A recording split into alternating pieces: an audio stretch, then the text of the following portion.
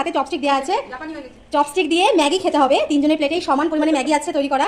Chopstick দিয়ে কে কত তাড়াতাড়ি প্লেট শেষ করতে পারে সেটাই ভিডিও। আগে থেকে রেডি করে রাখলে হবে না, ছাড়িয়ে দাও।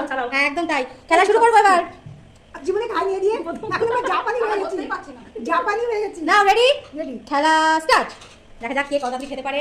খেলা চলছে, সব দারুণ খাচ্ছে, তুলতে পারছে আবার পাচ্ছেও না, তবে ভালোই চলছে আর কি।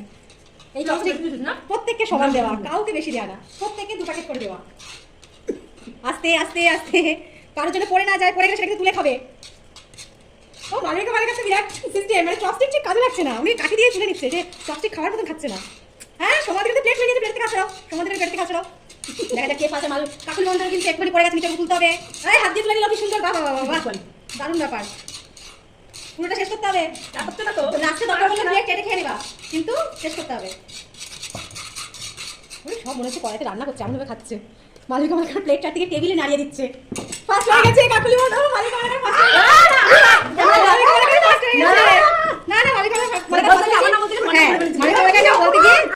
ফার্স্ট হয়ে গেছে। সমাধিকারী প্লেটে এখন অল্প আছে, সমাধিকারী এখন খুঁজিয়ে যাচ্ছে ম্যাগিগুলোকে কাঠি দিয়ে।